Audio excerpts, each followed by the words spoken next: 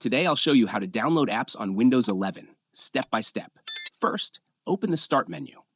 Search for Microsoft Store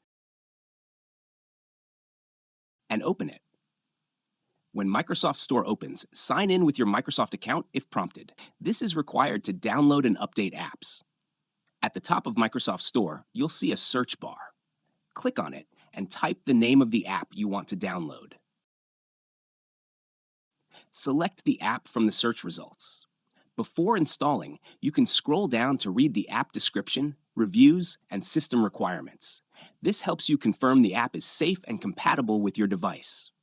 Now click the Get or Install button. The app will start downloading automatically. Wait until the download and installation are complete. Once installed, click Open or close Microsoft Store and open the app later from the Start menu. If an app is not available in Microsoft Store, you can install it manually. For example, to download WhatsApp manually, open your web browser and go to the official WhatsApp website. The website is whatsapp.com. On the website, click on Download.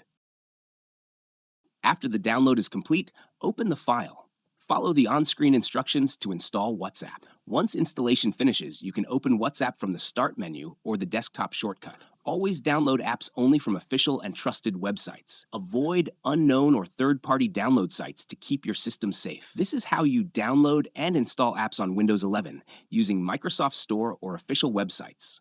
If this video was helpful, please like the video and subscribe to the channel for more Windows 11 tutorials and tips.